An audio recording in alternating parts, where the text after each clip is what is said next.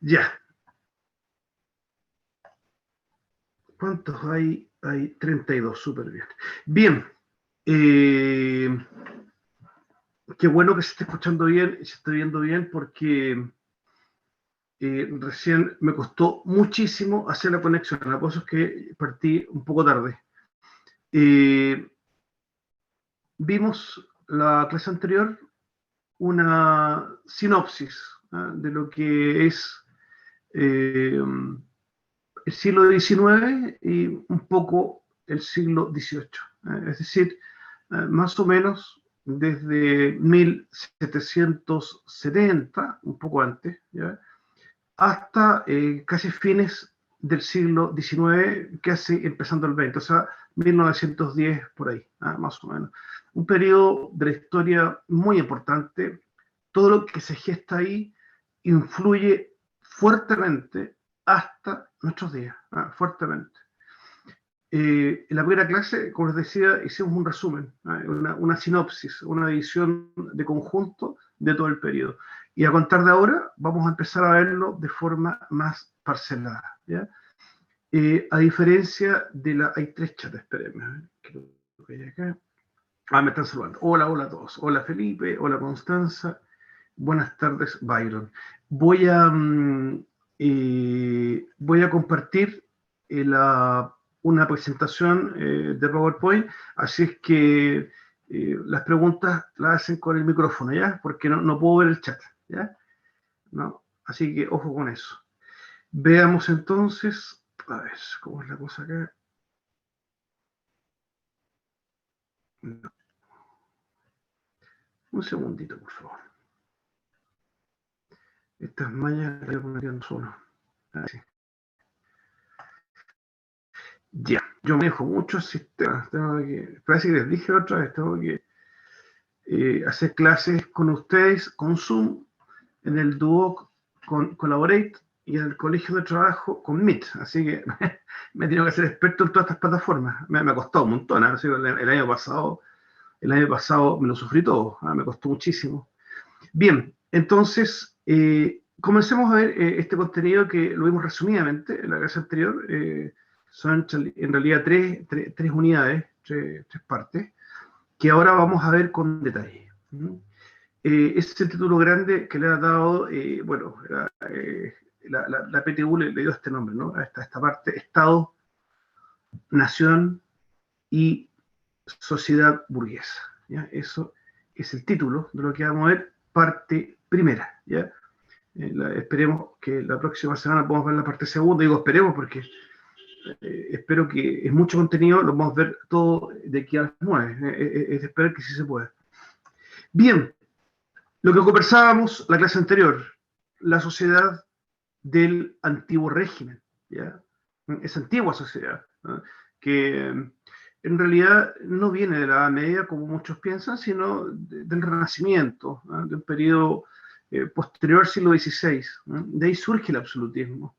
Se caracteriza este antiguo régimen por la monarquía absoluta, el poder absoluto del rey, origen divino de su autoridad, representación del reino mediante instituciones convocadas por el rey, casi exclusivamente para solicitar aportaciones económicas. ¿Ya?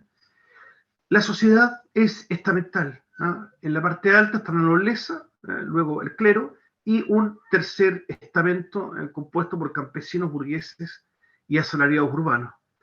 Finalmente, en relación a la economía, esta es de subsistencia, ¿ya? Es una agricultura de subsistencia y autoconsumo, y con un mercado interior reducido a ferias locales y producción de artesanía bajo el control de los gremios. ¿Ya? Eso último pinta mucho a lo que fue la Edad Media, pero aquí, con la diferencia que aquí hay mercados más abiertos en este periodo. Pero está muy lejos todavía de lo que es el sistema de libre mercado, que va a llegar después, con la Ilustración. Eso, el antiguo régimen por ningún motivo consideraba eso, porque el antiguo régimen considera que la producción, el precio, todo eso debe ser manejado exclusivamente por el rey, por la monarquía.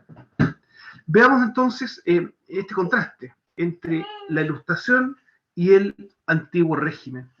Los filósofos, en nombre de la razón, el progreso y la verdad, criticaron el absolutismo y los privilegios de la nobleza y del clero, proclamando su deseo de iluminar mediante la razón. ¿Ya? Ese es el concepto que tiene de la Ilustración, ¿no es verdad? Iluminar mediante la razón. ¿Ya? Ahí tenemos un filósofo destacado de la época, John Locke. Como ustedes pueden ver los años que tienen, se dan cuenta de que la gestación ideológica de la Ilustración es algo antigua, es algo antiguo. O sea, estamos hablando fines del siglo XVII, comienzo del siglo XVIII. Ahí se fue gestando esta idea ilustrada. Y básicamente de parte de filósofos, ¿ah? Básicamente de parte de filósofos. Es lo que se denomina el siglo de las luces, ¿ah? La iluminación. Sus principales ideas eran la igualdad de todos los hombres ante la ley, la libertad de pensamiento y de expresión y la tolerancia. ¿Ya? Estas son las ideas que dan vuelta, ¿no es cierto?, en estos filósofos, principalmente franceses. El anterior no, ¿eh? Ese que está ahí, John Locke, es británico, ¿no? Pero estos tres que están acá son franceses. Montesquieu, autor del Espíritu de las Leyes, Rousseau, con su famoso libro El Contrato Social, y Voltaire, que tiene cartas filosóficas. Quisiera destacar entre estos tres, por sobre todo a Rousseau, ¿eh? Porque el contrato social da toda la base ideológica y política, ¿ya?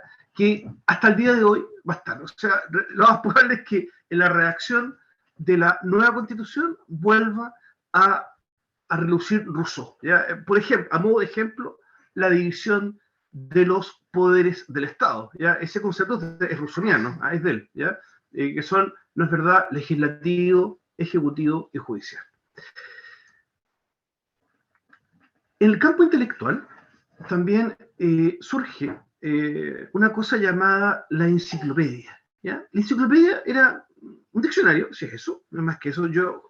Esta enciclopedia original la he ojeado, no la original, obviamente, las copias, ¿no? La he tenido en mis manos y la he visto. Era enorme, ¿eh? Era enorme. Era de muchísimos tomos. ¿Eh? Ahí está la francesa y posteriormente va a surgir la enciclopedia británica. ¿Ya?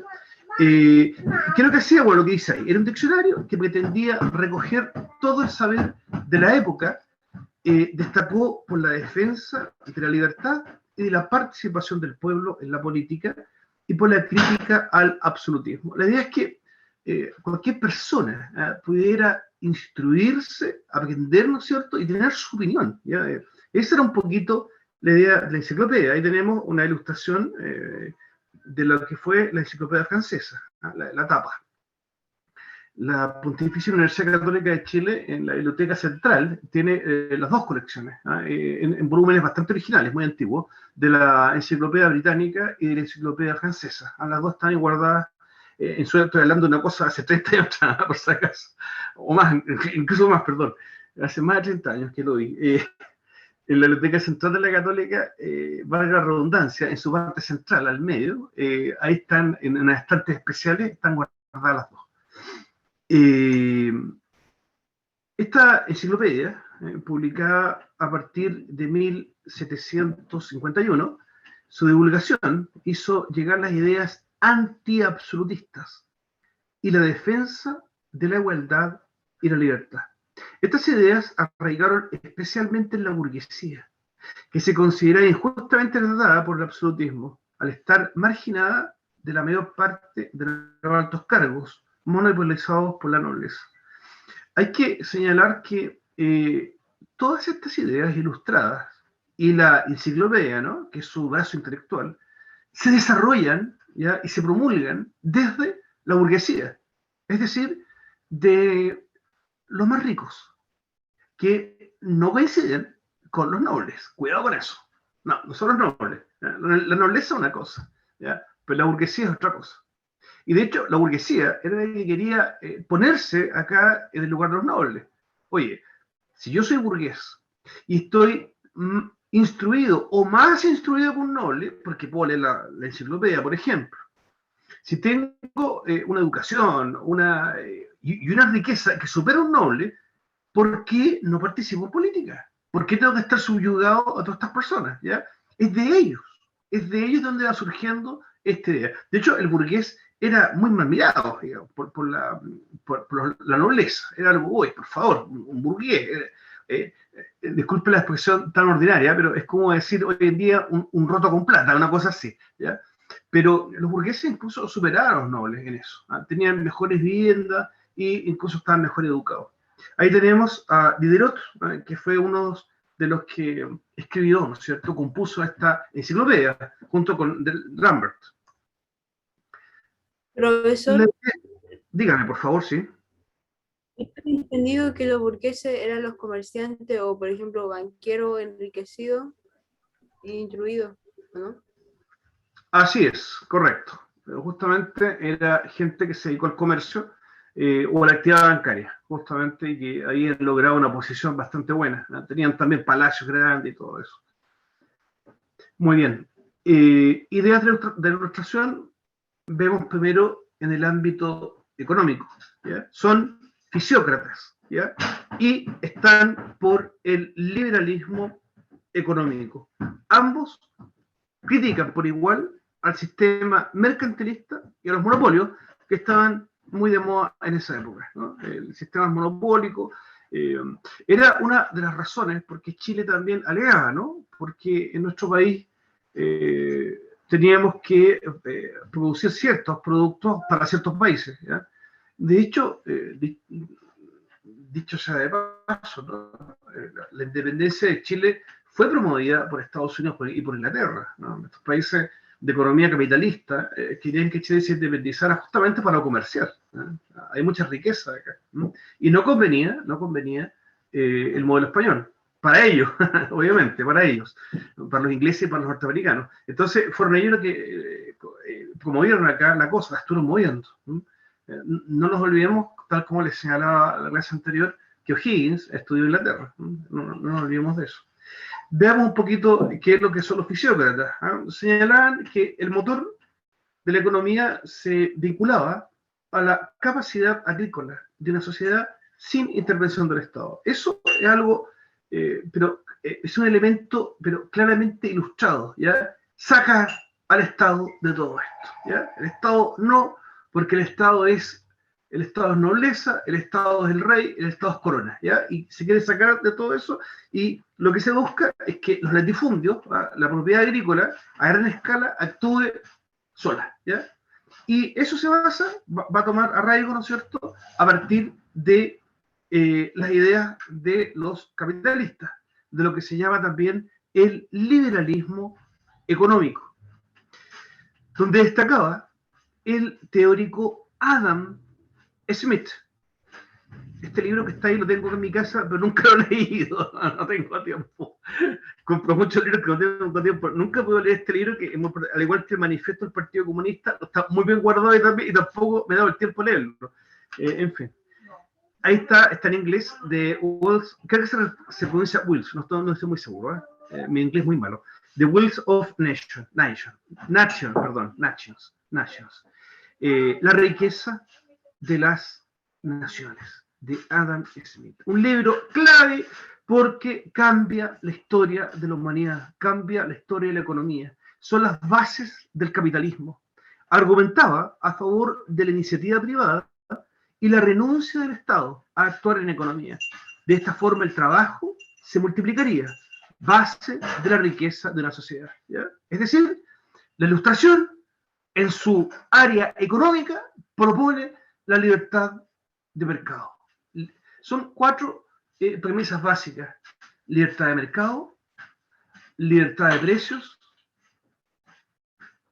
empresas privadas y un Estado que va a intervenir de forma escasa o en lo posible nula. Adam Smith lo plantea así, ¿eh? Adam Smith dice que el Estado en realidad no debería actuar en nada, debería ser solamente un ente así, pero regulador mínimo, solamente para cobrar impuestos que deberían ser muy bajos, muy mínimos, ¿ya? Y con una figuración solamente así representativa, pero no debería tener injerencia económica dentro de un país, no debería tenerla. La economía, en la teoría de Adam Smith, debería funcionar total y absolutamente sola, ¿ah? Entregada a la libertad absoluta, y eso es lo que va a permitir que las economías progresen, ¿ya? Esa es la idea de Adam Smith. En Disculpe, política, profe. por favor, sí. Entonces se puede decir que la economía del libre mercado está basada en las ideas sacadas desde la Ilustración. 100%. Ya, Sí, muchas gracias. por supuesto. Sí, por supuesto. Mira, si en realidad todo el mundo que estamos viviendo ahora viene allá, digamos. Es decir, si tú divides la sociedad en izquierdistas y derechistas, el origen es el mismo, es la ilustración. Todo se basa en la ilustración, todo viene allá, ¿ya? En política, está la legitimidad del poder, está basada, pero lo leí mal, la legitimidad del poder está basada en los ciudadanos, ¿ya? Esta idea, tal como la señalé hace unos minutos atrás, es básicamente russoniana, viene de Rousseau. ¿Ah? Rousseau tiene esta idea de que el poder, ¿no es cierto?, está arraigado en la persona, no en la corona, no en la monarquía, sino en las personas. Y son las personas las que eligen a los gobernantes. También, y también esta idea es russoniana, también es de Rousseau, la división del poder, ¿ya? Es decir, un poder que gobierne el país, lo que se denomina el poder ejecutivo, otro que se dedica a redactar las leyes, que es el poder legislativo, y otro encargado de enjuiciar, ¿ya? Que es el poder judicial, ¿ya? Eso es lo que plantea Rousseau, ¿eh? Distingue estos tres poderes y considera que tienen que estar separados para velar por la autonomía de estas potestades y permitir una mayor justicia y democracia. Finalmente, otro elemento importante en el campo político para la ilustración es la figura del Parlamento, que se oiga la voluntad general del pueblo, ¿eh? Las personas se van a manifestar en el Parlamento eligiendo a sus representantes, ¿eh? Y así es como surge. El primer país que tiene esto va a ser Gran Bretaña, al crear la Cámara de los Comunes, que todavía existe. El Big Ben, esta torre que está ahí al lado del río Támesis, lleva muchos años ahí, muchos. Yo, la verdad, no sé exactamente la cantidad de años, porque no sé cuándo se construyó ese edificio, pero es muy antiguo, es muy antiguo, y tiene es un ícono de lo que es el Parlamento. El Parlamento británico es un ícono para el mundo, ¿ya? Porque fue el primero. Ojo, que eso surge en un país, no los quiero enredar, pero la creación del Parlamento británico surge en el ambiente monárquico. Es decir, Gran Bretaña como que se adelanta. O sea, asume estas ideas y las pone y las mete al tiro dentro, ¿ya? Sin un proceso traumático interno, así como le pasó a Francia, ¿no? Sino que va haciendo las transformaciones y van democratizando el país poco a poco, ¿ya? Mucho antes. Esto sucede a comienzos del siglo XVIII, comienzos, o sea, 1700 y tanto. Gran Bretaña ya está con esta idea, la estaba metiendo, ¿ya? Puede ser esa una de las razones de que la monarquía británica está hasta el día de hoy, pues, porque fueron ellos los que promovieron la entrada de la democracia, ellos, ¿ya? Entonces, puede ser eso también, creo que algo comenté en la clase anterior, que no me acuerdo, y el inmenso cariño que todavía el pueblo británico le tiene a la reina Isabel II. Creo que les dije que era como un 80% de apoyo todavía, y la señora lleva casi 70 años gobernando, así, es una cosa impresionante. Los principios políticos, sigamos con política, y los derechos naturales del hombre son establecidos en constituciones escritas, ¿ya? Se escriben las constituciones y ahí se establecen estos derechos que son proclamados, ¿no es cierto?, por esta filosofía ilustrada.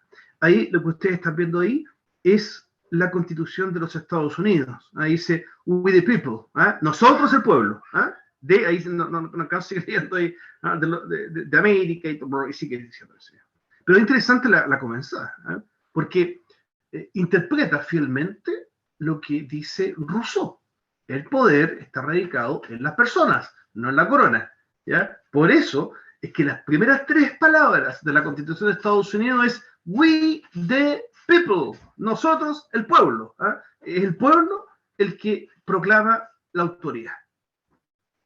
El pensamiento ilustrado proviene de los sectores burgueses, tal como les señalaba hace un rato atrás, que ven en las estructuras sociales del antiguo régimen un impedimento para su acceso social, lo que comentábamos recién. Es por esto que postulaban el fin de la sociedad estamental y el establecimiento de clases, ¿ya? Clases sociales. ¿Ya?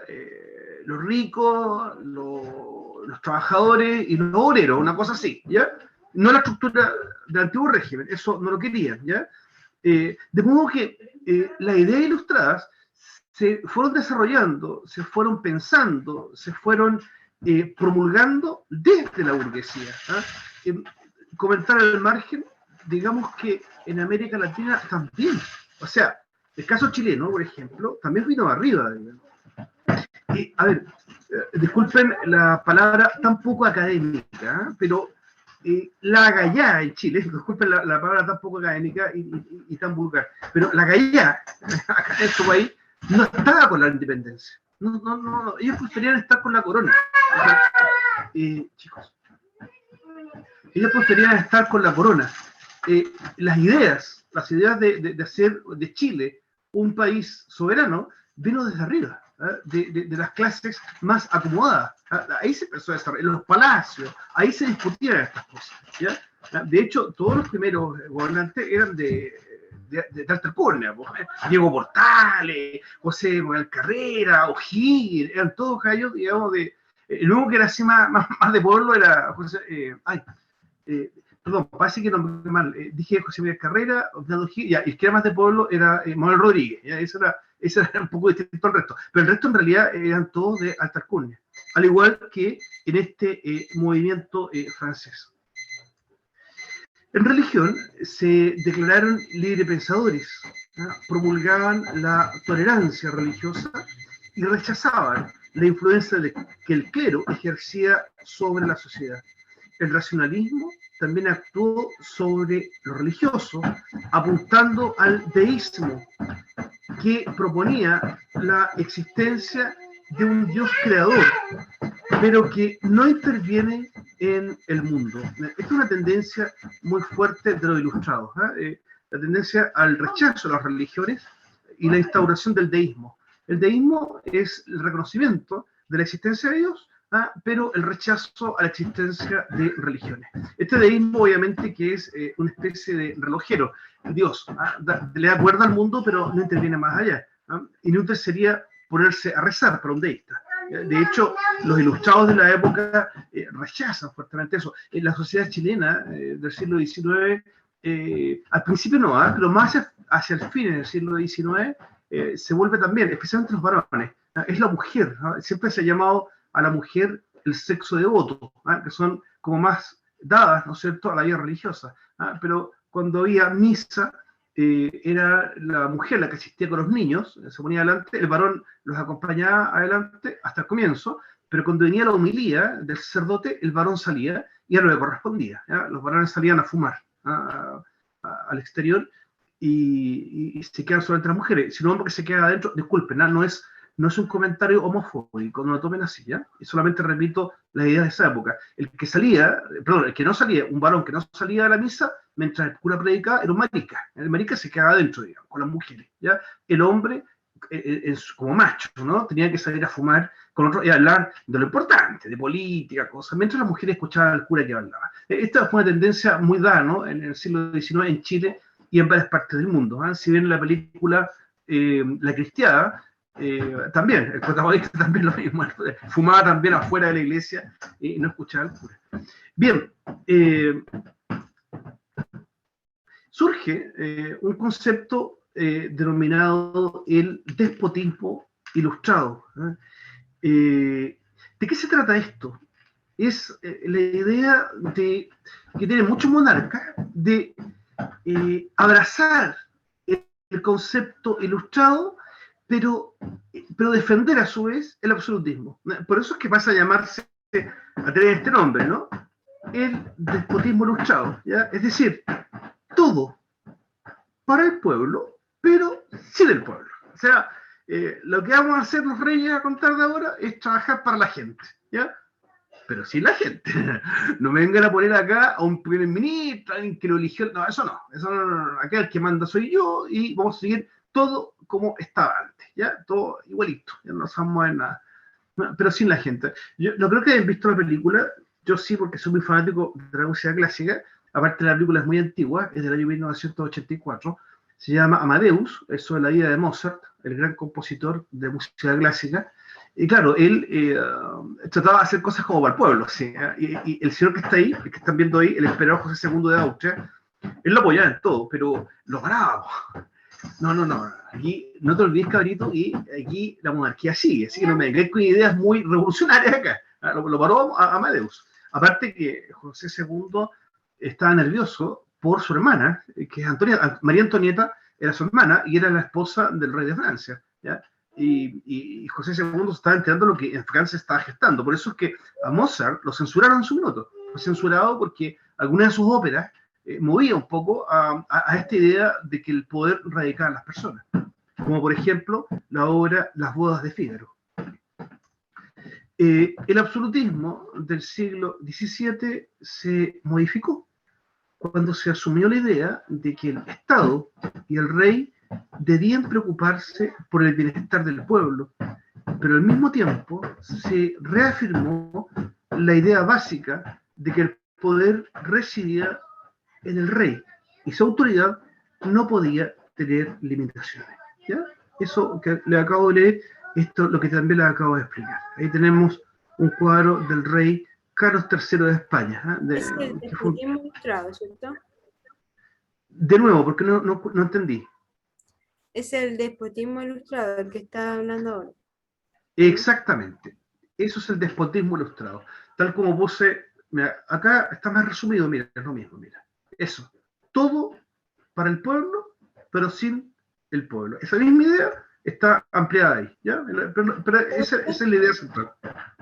Pero en Eso. esa época solamente el rey decía que iba a buscar el bienestar del pueblo, pero sin hacer ninguna medida, ya diciendo como no se puede, o una persona designada para que manejara ciertos asuntos, ¿no? No. Se buscaba favorecer a las personas, pero sin dar ninguna cuota de democracia, nada. O sea, no hay ninguna posibilidad de que el pueblo estuviera representado. Hay que hacer una salvedad, hay que explicar una parte acá. Esto era muy estricto, ¿sí? En países como Francia, el Imperio Austrohúngaro o Rusia, ¿ya? España también cayó en esto, ¿eh? España también, este señor de ahí, eran déspotas también, ¿ya? Pero los anteriores no, ¿ya? Y había participación en España y acá en América también, ¿ya? Por ejemplo, el alcalde de Santiago siempre fue elegido por la gente, siempre, de forma democrática, ¿ya? La gente lo elegía, ¿ya? Al igual que otros cargos públicos eran elegidos también. Ahora, eso tendió a debilitarse hacia el fin del siglo XVIII por la influencia del absolutismo, ¿ya? Donde influenció bastante. Y fue una de las cartas que tiene O'Higgins para decir, se acaba con España, digamos, porque España no está dando libertades, ¿ya? Se acabó. Pero si se hubiesen metido las instituciones antiguas, quizás otro gallo hubiera cantado, ¿eh? Porque si había participación, quizás es posible, estoy haciendo una historia ficción, es posible que en una de esas, un país, por ejemplo, como Chile, hubiese aspirado a mantener la corona, pero con una democracia, ¿ya? La verdad es que a nadie se le pasó por la cabeza, básicamente porque la corona española, pero de ese momento, hay que decirla, de ese momento, no el anterior, era como el forro, disculpe la expresión, era un desastre, digamos. Porque habían cambiado de casa, habían cambiado de dinastía, estaban los Borbones gobernando y los Borbones no tenían capacidad, ¿ya? Eran déspotas y llevan pésimamente la cosa. Entonces, había razón suficiente para decir, ¿sabes qué? Hasta aquí nomás con estos gallos. Yo me pregunto, haciendo una reflexión, ¿qué pasa si los Austria hubieran sido gobernando con el sistema que tenían antes?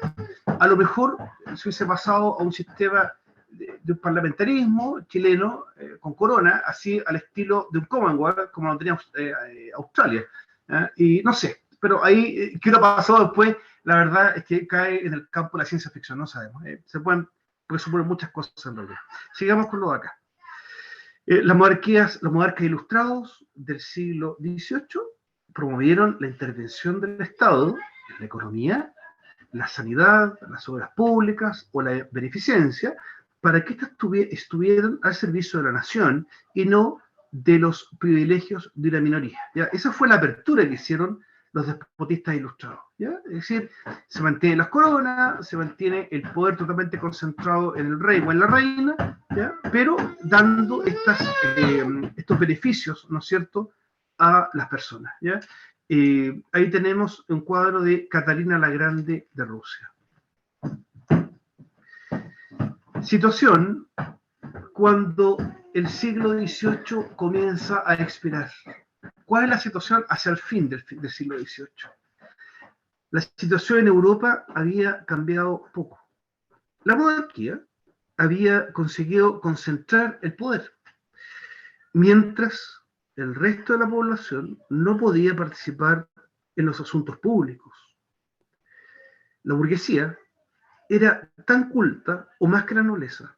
Su riqueza, conseguida gracias a su trabajo e iniciativa, se multiplicaba y con frecuencia superaba a la de muchos nobles, pero socialmente estaba marginada. Ahí tenemos el cuadro de un burgués de la época. Tiene buena posición, es una persona instruida, es una persona culta, pero está totalmente subyugado a lo que diga la nobleza. La nobleza es la que manda. El rey, los príncipes, los duques, los condes, son ellos los que llevan el control del país. Entonces, inspirados por las ideas ilustradas, los burgueses afirman, ¿y por qué nosotros no? ¿Por qué nos dejan a nosotros también tener participación? Y por ahí empiezan los alegatos, ¿ya? Por ahí empiezan a surgir los alegatos en muchos países. Sus ideales ilustrados, igualdad, razón y libertad, así como su crítica a los privilegios de la nobleza y el clero, daban fuerza a la protesta burguesa contra el antiguo régimen. ¿Ya? A su lado estará una parte del campesinado, opuesto a los privilegios y derechos de los señores. Aquí tenemos una reunión de burgueses levantando discursos, qué sé yo, están en una postura, muchas veces estas posturas eran antirreligiosas también, se unían también a la iglesia, querían que solamente brillara la razón y nada más, ¿ya? Y lograr instaurar un Estado libre para la sociedad en todos los aspectos, ¿ya? Libertad de pensamiento, libertad científica, libertad económica, todas libertades en su máxima expresión. Esa era el ideal de los ilustrados. Había ejemplos de otros que se habían liberado de situaciones parecidas. Gran Bretaña, con su compromiso entre el Parlamento y la monarquía, desde finales del siglo XVII, era considerada el modelo para conseguir una sociedad más justa y libre. ¿Ya? Lo que les señalaba hace algunos minutos atrás. Gran Bretaña fue la excepción. Gran Bretaña creó un parlamento, ¿ya? Y se empezaron a respetar los derechos de las personas. Este parlamento era elegido por el pueblo y junto con la Lord House, la Cámara de los Lores, redactaban las leyes. Entonces, es un país que se adelantó mucho en este aspecto. La guerra de la independencia americana era otro ejemplo del triunfo de las ideas antiabsolutistas. Es glorioso, desde muchos puntos de vista, el 4 de julio de 1776, que es el día en que Estados Unidos se autoproclama independiente. Me parece que la cosa comienza me parece que fue en Delaware o en Maryland, no me acuerdo, me pierdo un poquito, y prende fuerte en Pensilvania. bueno, de unirse, por eso la bandera, ¿no? Estas 13 barras corresponden a 13 estados, ¿ya? No me acuerdo de memoria todo, este minuto. Está Delaware, está Maryland, Carolina del Norte, Carolina del Sur, New Jersey, New York, Rhode Island, se me olvidó los otros, Massachusetts, Maine, Connecticut, bueno, y algún que se me escapa por ahí, no me acuerdo. Iba a decir Vermont, pero no, Vermont se incorporó un poquito después. Estos 13 deciden asociarse, crear una federación y, lo importante, plasman completamente las ideas ilustradas, pero de todos los puntos de vista.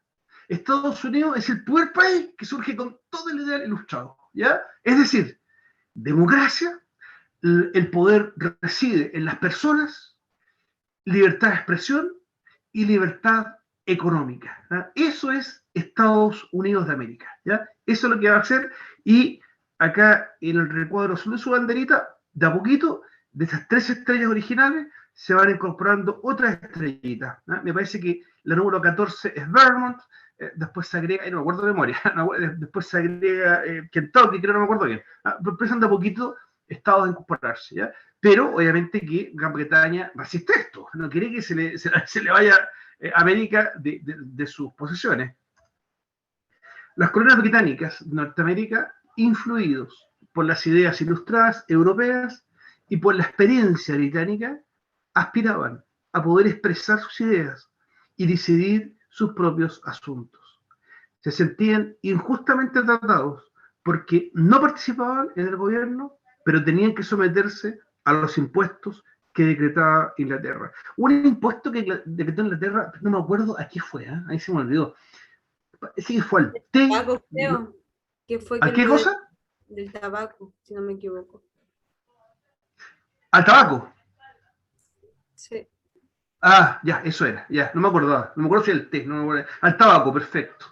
Impuesto al tabaco. El impuesto al tabaco fue la gota que rebalsó el vaso de agua y empezó la guerra. Estados Unidos ya no quería ser más parte de Gran Bretaña y se autoproclamó un país autónomo independiente. A fines del siglo XVIII, los colonos americanos protestaron contra la subida de impuestos.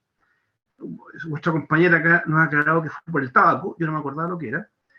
El incidente provocó en 1775 la guerra abierta entre la población en las llamadas 13 colonias e Inglaterra. En 1776, los diputados de los colonos americanos redactaron la Declaración de Independencia, naciendo de este modo los Estados Unidos de América. Me parece, no estoy seguro, aquí me hay que relear, no, es evidentemente Benjamin Franklin, evidentemente que es él, ¿no? No estoy seguro si el de acá será George Washington y el que está de pie Thomas Jefferson. No estoy muy seguro, pero sí son los artífices, los que redactaron esta Declaración de Independencia. Esto va a pasar después, algunos años después, a escriturar la primera constitución del mundo, ¿ya? Que fue la constitución de los Estados Unidos. Es bastante breve, ¿eh? Yo la tengo acá en mi casa, pero la tengo en inglés. La tengo en inglés, pero es cortita, son unas poquitas hojas, es muy breve. Lo curioso es que está hasta el día de hoy. La Constitución de Estados Unidos está hasta el día de hoy. La federal, digamos. La federal, porque los estados tienen constituciones propias, ¿ya? Cada uno, los 50 estados de Estados Unidos, tiene su constitución, ¿ya? Y sus leyes propias, son autónomos, ¿ya? Pero hay una constitución general que se ha modificado varias veces, si es que decirlo, está bastante enmendada, ¿ya? Está enmendada varias veces. Pero sigue hasta el día de hoy, desde ese año. Creo que fue 1791, 92 por ahí, que se redactó esta constitución. El nuevo Estado puso en práctica inmediatamente los principios fundamentales de la Ilustración y del liberalismo. En 1787, ahí está el año, perdón, estaba totalmente perdido yo, no el 91 y 92, el 87, estaba mal yo, perdoné. En 1787 promulgaba la primera constitución escrita de la historia. Y ahí tenemos a este insigne ilustrado, ¿no? 100% ilustrado, al igual que Benjamin Franklin, Don George Washington, que lleva también el nombre de la capital de Estados Unidos, que se construiría después entre los estados de Virginia y Maryland. Ahí está la ciudad de Washington. Es un pequeño, se despobló ese pedacito y ahí se levantó la capital de Estados Unidos. Algunos años después llevó el nombre de este caballero. Su cara también está esculpida en la roca, en el monumento de Rushmont, en Dakota del Sur. Lo menciono porque son monumentos impresionantes. O sea, yo no sé cómo lograron en una montaña labrar la cara del caballero completa. No solamente él, también la de Benjamin Franklin, la de Thomas Jefferson, y no me acuerdo cuál es el otro, se me olvidó. La Declaración de Derechos consagraba la libertad de los ciudadanos, su igualdad y el derecho a la justicia. La independencia americana se convirtió para muchos en un ejemplo a seguir en Europa y también en Chile. Obviamente que esto influyó acá, se empezó a saber de esto. Oye, es un país americano, al igual que Chile, y se independizaron. Comenzó a surgir la idea. Pero insisto, esas ideas daban vuelta entre la clase alta, entre la gente intelectual. Y los pobres no eran intelectuales, la verdad es que no, los pobres no, eran poco instruidos. Era la clase alta la que tenía estudios universitarios y cosas por el estilo, ¿ya? Eran solamente ellos. ¿Ya? Y ahí es donde da vuelta esta idea. Oye, Estados Unidos se independizó y, bueno, la cuestión, en algún almuerzo, en alguna sobremesa, fin del siglo XIX, dígame. En el caso de Chile, los criollos, le decía, que empezaron con esta idea. Claro, por supuesto, sí, era el criollo, claro, era el español nacido en Chile, digamos. Es el tipo de persona que comenzó a cranear, digamos, esta clase de ideas. Ahí está, bueno, el cuadro de James Franklin, ahí está atrás el rayo, acuérdense que él fue el que descubrió la energía eléctrica, no la aplicó nunca, va a tener que pasar 100 años para las aplicaciones, pero fue él que descubre, digamos, esta energía. Acuérdense que encubre un volantín y le pone una llave, ¿no? Y logra hacer que un rayo baje por el volantín. Pasemos a Europa. Estalla la Revolución Francesa. El cuadro que está ahí es tremendamente icónico, es muy, muy conocido. Y ahí están los colores de ilustración, el azul, el blanco y el rojo, al igual que Chile. Chile también tiene, O'Higgins también estudió en universidades europeas, por eso también la bandera de Chile usa el azul, el blanco y el rojo, al igual que Paraguay. Son los únicos países de Sudamérica. En el resto del continente, bueno, Estados Unidos. La Revolución Americana tuvo una continuación en Francia. Este país protagonizó la que es considerada como la gran revolución burguesa y liberal. Su ejemplo influyó durante más de un siglo en la política y la ideología de Europa, porque fue el modelo que siguieron todas las revoluciones liberales del siglo XIX. Como veremos en la próxima clase, vamos a ver cómo estas revoluciones liberales se van a desatar en muchos países. Esto va a ser un derramamiento de sangre tremendamente grande, pero gigantesco. Muchos argumentan hasta qué punto fue necesario tanto, porque lo que más murió fue gente inocente, muchísima. A fines del siglo XVIII, el país, Francia, conoció una situación de crisis económica que acentuó la miseria de la mayoría de la población y la ruina del Estado. Se habría producido en esta época, algunos años antes, una especie como de pequeña era glaciar que arruinó los campos, cayó mucha nieve. Eso arruinó todo y es muy nublado todo. Ustedes saben que sin el sol el trigo no crece, ninguna planta, digamos. Y fueron 2 años, 3 años que nublado permanente con mucha lluvia y mucha nieve. ¿Ya? Y eso liquidó todas las cosechas, ¿ya? Y sobrevino el hambre. Hay muchos cuadros de Chile del siglo XVIII con Santiago nevado entero, porque hay una especie, yo esto lo he investigado un poco, se produjo como una glaciación, pero muy breve, muy chiquitita en esa época. Se ha producido otras por el siglo XIX, posterior, Por eso también hay fotografías, ¿ya? Por ejemplo, hay fotos de Santiago de Chile con mucha nieve, muy nevado, porque está muy helado todo.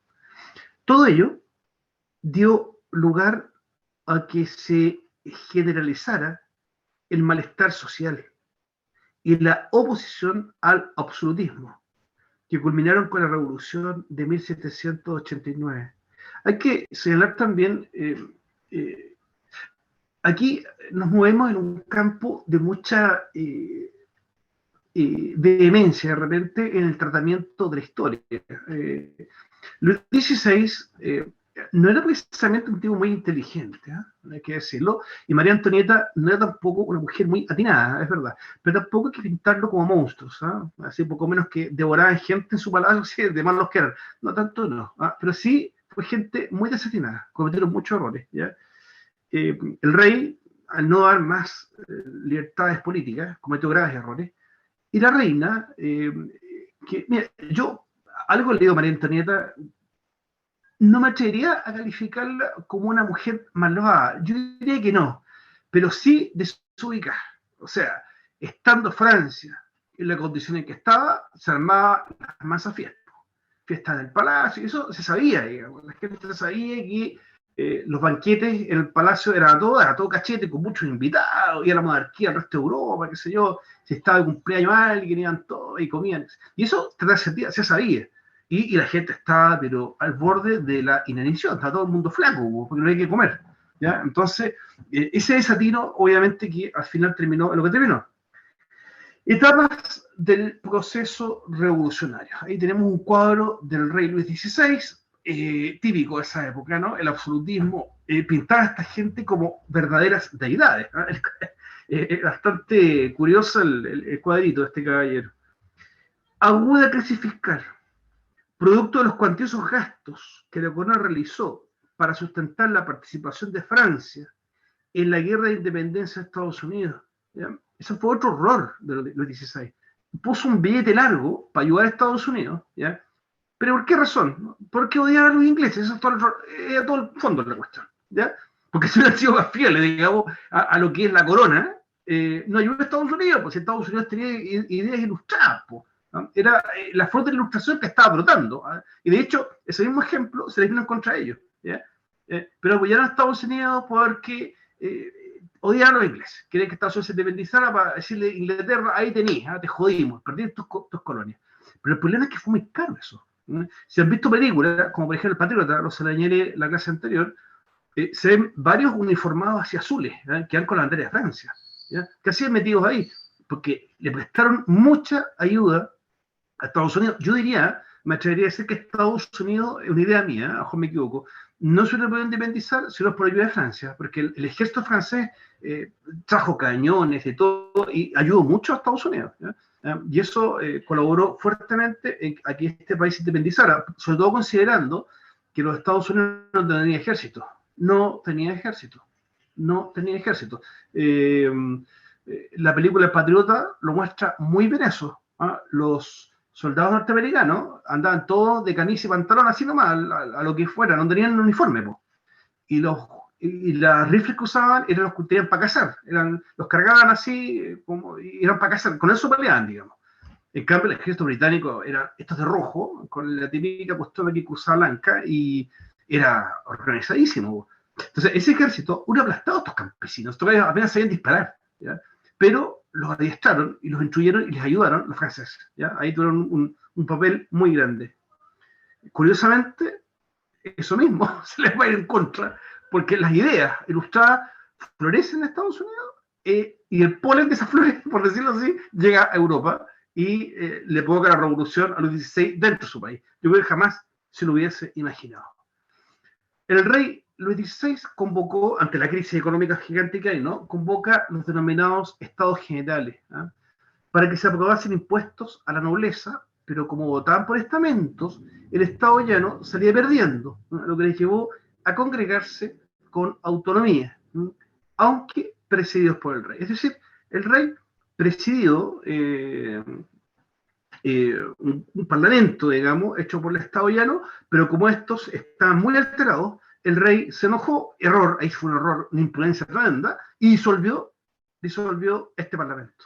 ¿Ya? Y eso, ¿qué provocó? Más indignación entre la gente. ¿Ah? Porque la gente seguía pagando impuestos, estaban muertos de hambre, ¿ah? Y el país estaba en la ruina. Entonces, no se había ninguna voluntad política de parte de la corona de tratar de arreglar las cosas. Y esto ya se fue complicando cada vez más. La gente estaba enardecida, ¿ah? Y estaban ya protestas en las calles y la gente salía a gritar, ¿no es cierto?, ya que la cabeza dure 16.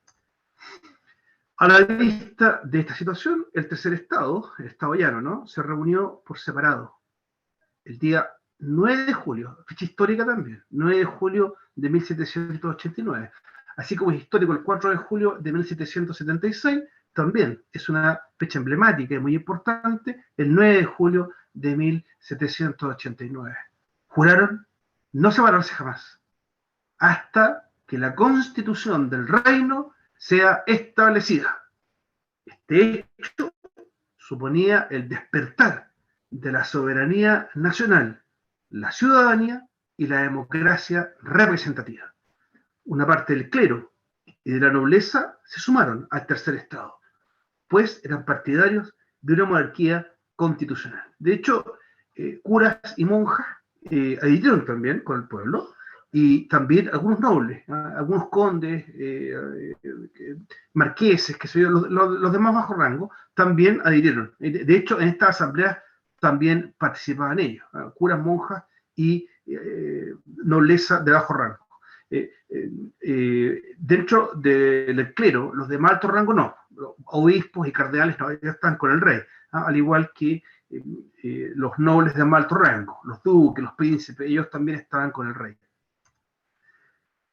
Surge entonces la Asamblea Nacional Constituyente, ¿no?, que va a gobernar de 1789 a 1791. En París, el 14 de julio, se produjo el asalto y la toma de la Bastilla, a la Bastille, como le dicen los franceses, antigua cárcel y símbolo del absolutismo. Esto hizo que la revolución se extendiera a otras ciudades, ¿ya? Lo que ustedes ven ahí es la Bastilla, ¿ya? Es una cárcel. Fue tomada, quemada, incendiada y sacados de adentro los prisioneros políticos. Pero a partir de ahí se expande el gran miedo, ¿ya?, por toda Francia, porque los saqueos y las rebeliones se producen en todas las ciudades de Francia, en todas partes, ¿ya? Y la gente está aterrada, ¿no?, porque el pueblo se ha levantado en armas, ¿ya? Y está el país en una verdadera guerra civil. Reformas de la Asamblea. En primer lugar, la abolición del régimen feudal, el régimen latifundista, ¿eh?, que tenían los nobles. Declaración de los derechos del hombre y del ciudadano, en los que se establece la libertad individual, la igualdad ante la ley y el derecho a la propiedad privada. Se redacta una constitución. En ella se establece la separación de los poderes del Estado, lo que conversábamos delante, legislativo, judicial y ejecutivo. Un gobierno monárquico constitucional, ¿ya? Es decir, ellos mantienen al rey, pero a contar de ahora es monarquía constitucional, ¿ya? Similar a la de Gran Bretaña, con el rey, con la corona, pero con un parlamento del pueblo que va a ser el que va a redactar las leyes. Sufragio, ¿eh? Pero hay que señalar que un sufragio, tal como señalaba una de sus compañeras la semana pasada, es un sufragio bien limitado, ¿eh?, porque los que votan son solamente, en primer lugar, hombres, obviamente mujeres no, ¿ya? Hombres, y no cualquier hombre, son hombres, digamos, destacados, no cualquier persona vota, ¿ya? Y un elemento muy importante es el de nación soberana, ¿ya? Somos Francia, la France, somos Francia, ¿ya? Y eso nos lleva a que los ciudadanos, donde reside el poder, eso es Francia. La ciudadanía, por tanto, donde viven franceses, es Francia.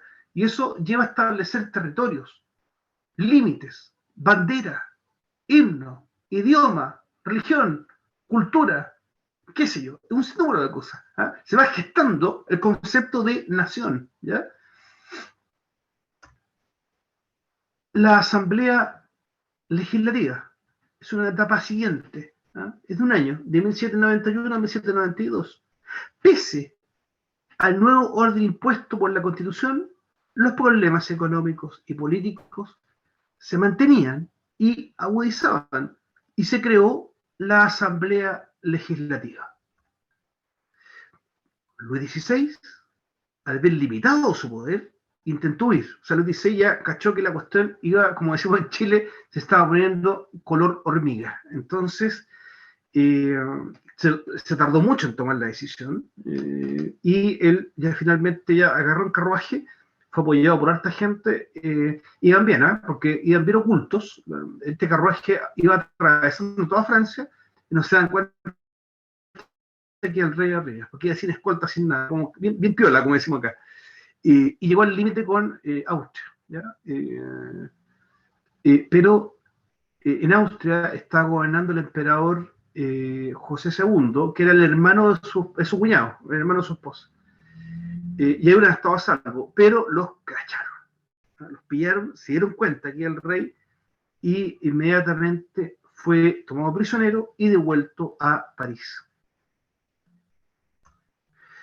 Las monarquías europeas veían con temor el triunfo de los revolucionarios franceses, por lo que se unieron en coaliciones para frenar el avance revolucionario. Aquí tenemos un cuadro con monarcas, reyes de distintos países que se reúnen para analizar la situación francesa.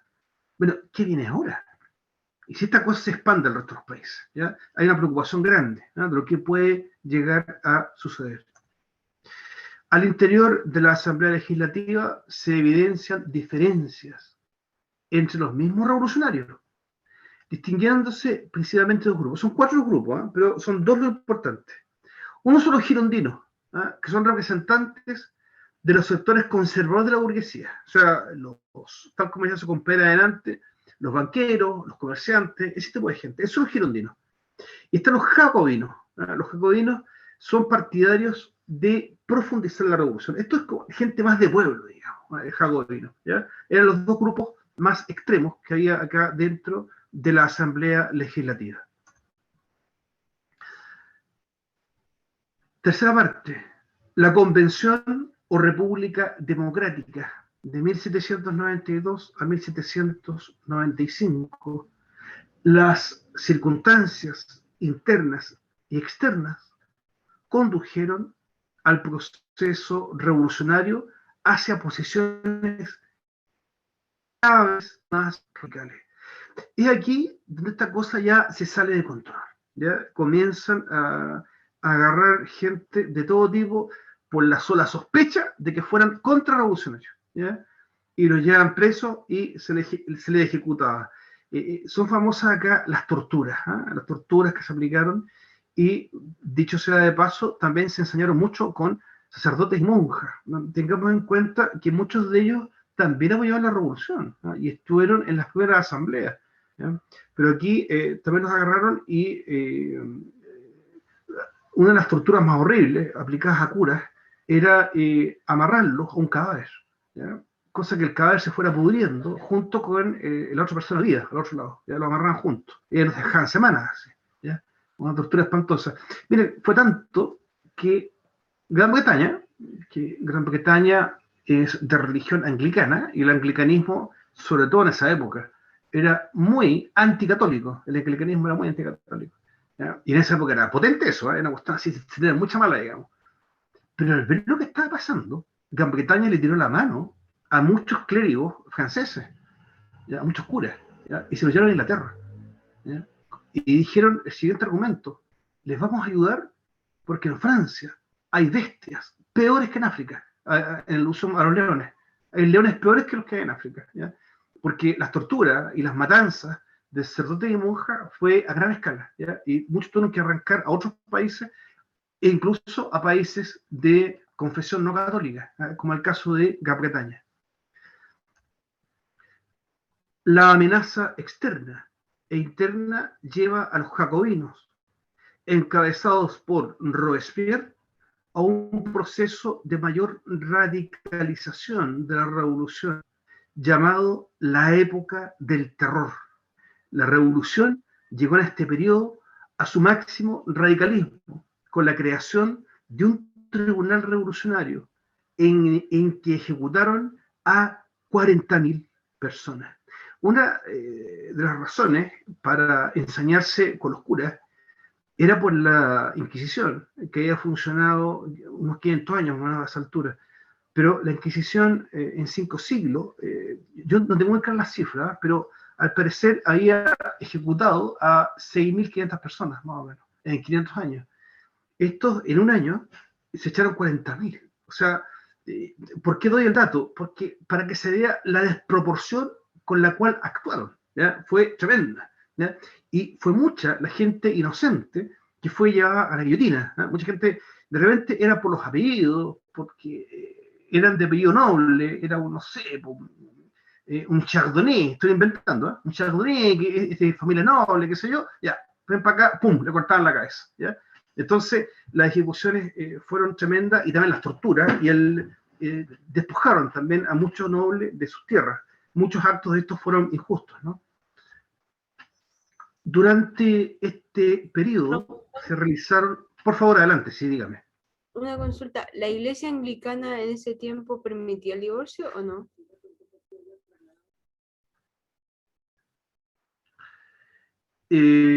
Claro. Mira, digo claro sencillamente por lo que pasó con Enrique VIII, pero no tengo certeza, ¿no? ¿Te puedo hacer pregunta? Es que Los Simpsons tienen una parodia de por qué se crea la iglesia anglicana, entonces por eso. La parodia de los Simpsons es correcta, sí. A ver, sí, pero lo que pasa es que está en otra época, no en esta, ¿ya? Por si acaso. Sí, eso sucede en el siglo XVI. Enrique VIII, el rey, era muy católico. Era muy católico, y de hecho hasta escribió libros así en favor del catolicismo. Pero el problema es que este gallo era un guatón muy chicha fresca, un tipo bien mujeriego, Enrique VIII, y bien, disculpen la expresión tan chilena, ¿no? Pero era muy despelotado, o sea, era el lote. El helicóptero era el lote, así, era muy, se hacía protocolo, era ordinario para comer, así, era muy excesivo en todo. Bueno, la cosa es que le bajó una obsesión por tener hijos varones, ¿ya? Y tenía puras niñas, ¿ya? Como se dice actualmente, era chancletero, ¿ya? Entonces, como su esposa, Catalina de Aragón, que era de origen español, no le daba varones, decide divorciarse, ¿ya? Se divorcia de Catalina. Entonces habla con el Papa, era amigo del Papa, le dice, por favor, dame el divorcio, le contó el problema. Pero el Papa le dijo que la cuestión no era chacota, no, pues no te puedo dar el divorcio, eso no se puede, no te puedes divorciar, ¿ya? Pero, santo padre, por favor, entiendan el problema en que estoy, yo soy el rey. Es que no, no porque sea el rey, te voy a dar una excepción, no te puedes divorciar, no se puede. Entonces, él lo hizo igual. Entonces, los Simpsons lo muestran de una manera bien irónica, pero la historia fue así. Su primer ministro, que era un hombre ejemplar, que fue Tomás Moro, que en los Simpsons lo pone a Ned Flanders en ese puesto. Tomás Moro, le invito a ver la película de él, extraordinaria, muy buena. Tomás Moro fue un hombre muy recto toda su vida, fue un juez de una rectitud y de una pulcritud de vida muy grande, ¿ya? Tomás Moro era muy admirado por el rey, por eso es que era un bosque ministro de Inglaterra, ¿ya?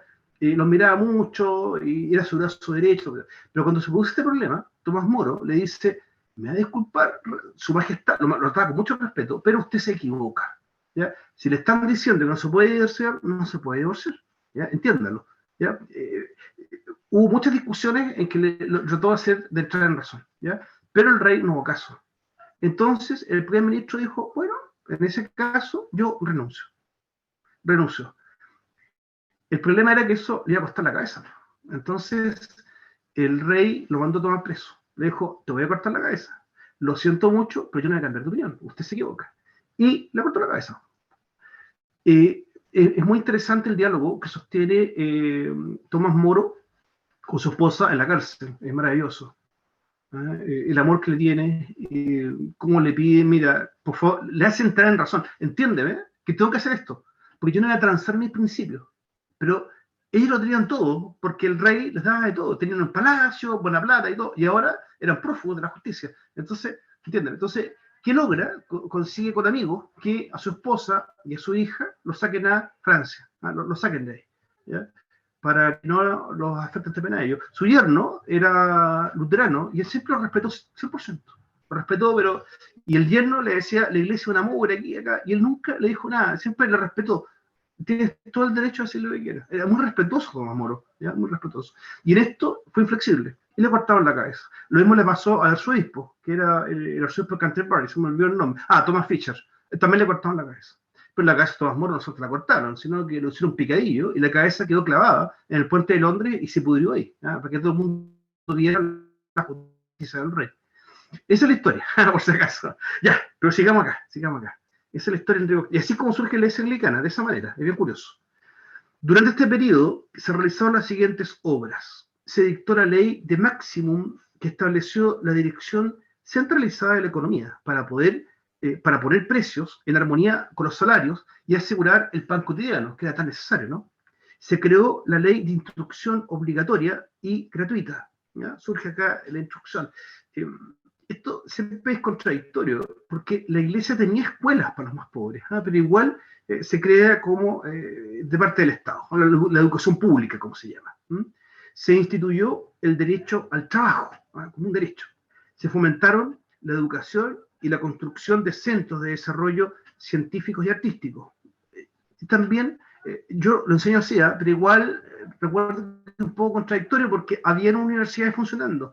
La Universidad de París llevaba siglos funcionando, ¿ya? Y era bastante abiertamente. Así que decir, digamos, que a contar acá comienza el libre pensamiento, no es tan así, ¿ya? Son exageraciones que a veces hacen algunos historiadores. Lo que sí es destacado es que en esta época es que surge el famoso Museo del Louvre. El Louvre, en todo caso, estaba siendo construido por Luis XVI, ¿ya? Él lo empezó a construir, pero fue terminado por estos gobiernos ilustrados, ¿no? Tiene bastante historia este museo. Y se crea una nueva constitución, pero que es aún más radical. Incluso se cambió el nombre de los meses para señalar que empezaba una nueva era. Los meses cambiaron de nombre, ya no era enero, febrero, sino que le pusieron nombres locales a los meses del año. Enero pasó a llamarse frío, porque es pleno invierno en Francia. Febrero pasó a llamarse nieve, le pusieron nombres así, ¿ya? Todos los meses del año, una cosa así, ¿ya? No me acuerdo bien, pero era una cosa así por el estilo, ¿ya? No sé, pues abril cosecha, porque empieza la primavera, le pusieron nombre así. Además, se proclamó la república, se acabó la monarquía, y el rey fue ejecutado en el año 1793. Le cortaron la cabeza al rey y también a todos sus hijos. Hay que consignar que algunos de ellos eran niños, ¿no? Y les cortaron la cabeza igual. A María Antonieta le van a cortar la cabeza, creo que 1 o 2 años después, ¿no? Pero sin antes pasearla por todo el país en una jaula para que todo el mundo tuviera hecho escupirle y pegarle. ¿Es justa la ejecución de María Antonieta? Mira, a lo mejor la tipa sí era desubicada, lo que quiera ya. Pero pasearla en una jaula para que todo el mundo la escupe y le pegue, eso me parece que denota, ¿no es cierto?, lo radical que fue todo este movimiento. Demasiado potente, demasiado vehemente. Paulatinamente, la situación externa se fue resolviendo en favor de Francia y los problemas internos se atenuaron, por lo que ya no era necesario un poder fuerte y autoritario como el que representaba Robespierre, quien será tomado preso y condenado a morir en la guillotina. El que más guillotinó terminó también la guillotina. Eso también denota el desorden que se produce. O sea, el gran líder, digamos, revolucionario, que es Robespierre, también le cortaron la cabeza. O sea, esta cuestión ya fue muy tirar las mechas, ¿ya? Lo que están viendo ahí es un cuadro bastante satírico, ¿eh? Porque lo que dice ahí en francés, fraternité, significa hermandad. Entonces, es un cuadro, irreverente, no irreverente, es satírico, porque dice hermandad, pero con una estaca y la cabeza de una mujer clavada, y que me imagino que es la de María Antonieta, que está clavada. En todo caso no está así, a María Antonieta la rataron entera, la dejaron toda pelada. Pero eso es lo que simboliza el cuadro, ¿no? O sea, hermandad, y hay un montón de muertos ahí atrás, y acá corriendo la sangre por la mano, compadre. Entonces, eso muestra un poco lo radical, ¿eh? Que fue todo este movimiento, ¿no? La Revolución Francesa, que siempre hay que verla con los ojos siempre neutrales, ¿no? Hay que ver, habían razones, habían cosas correctas de un lado y de otro, ¿eh? Pero en sí el movimiento completo fue bastante sangriento, ¿eh? Muy sangriento. Bien, de esta forma, esta unidad llamada Estado-Nación y sociedad burguesa llega a su fin, y la clase entrante vamos a entrar a la segunda parte. Así es que estoy a disposición de preguntas, dudas o lo que quieran compartir, como ustedes vean.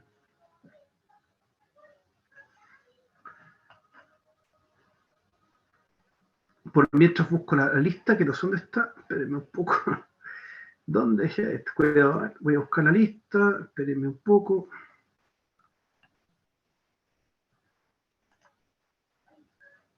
¿Dónde dejé la lista? Es... Chuta, no la encuentro. Ah, aquí está.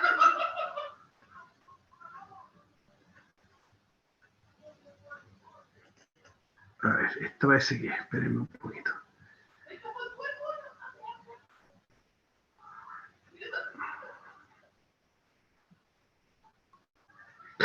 Veamos, esta es la lista, a ver. Sí, esta es la lista.